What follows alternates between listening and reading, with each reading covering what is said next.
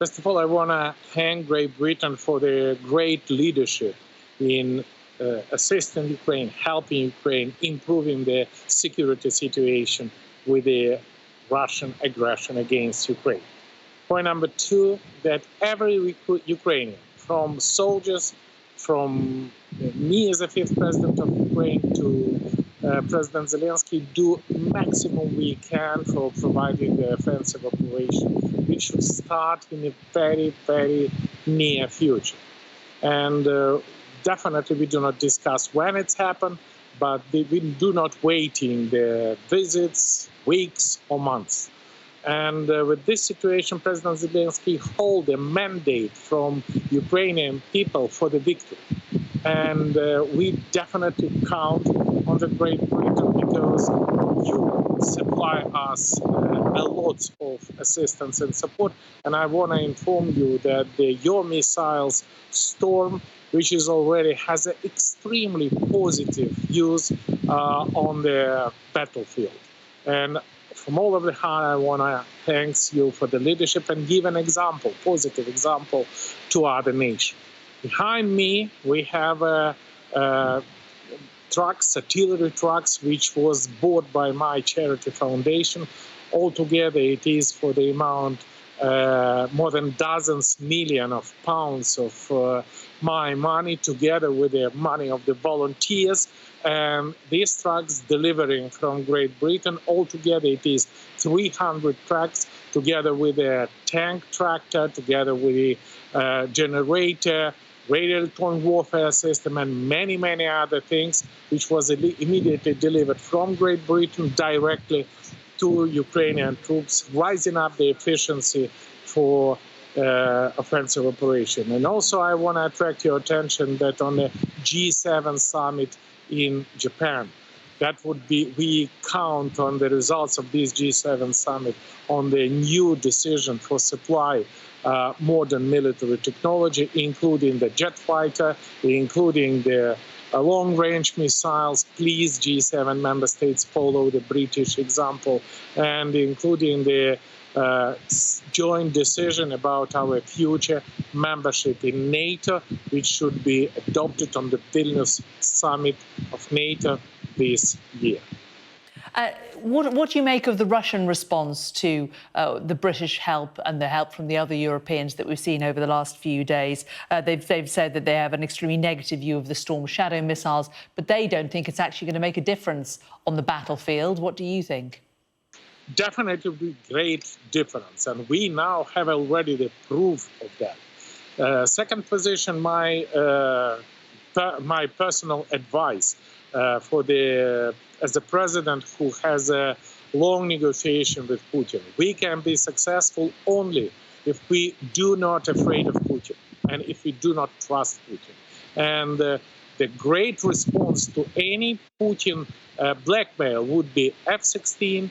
And I very much appreciate that Great Britain, as far as I understand and know, start already the pilot F-16 preparation and training in United Kingdom.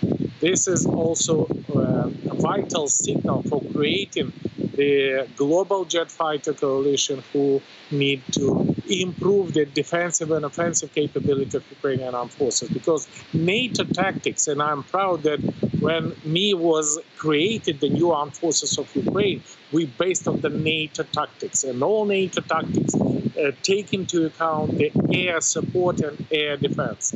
Ukraine now do not have an air support, and the jet fighter coalition can return to Ukraine the sky dominance, and at least stop the Russian sky dominance during Ukrainian offensive operation, and that's significantly rising up the efficiency. With that situation, this week, it is a vital. And you obviously can't and won't give us a date for when you think that the offensive might happen, but when, in your mind, do you think that this global jet coalition could actually lead to jets in Ukraine? We count that the jets come as soon as possible. This is point number one. Point number two, we do not wait jet fighter for launching our offensive operation. Point number three, I can confirm you because every single week I am on the battlefield together with our troops, delivering assistance maximum we can, or on the military exhibition to choose and buy supply for the armed forces. And I can confirm you, the offensive operation can start anywhere, any moment along our over the 1,000-kilometer battlefield with Russia. We definitely do not command that. That should be a shock for the Russian troops, and we do our best that do it as effective as our previous offensive operation. What's the latest in Bakhmut at the moment? Say it again. What is the latest you're hearing from Bakhmut? From Bakhmut. This is the hottest point now on the whole battlefield. And the role of Bakhmut is the changing the character of the operation.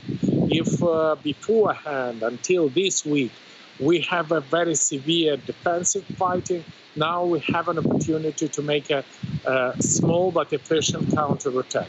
Unfortunately, we have lots of losses and casualties there.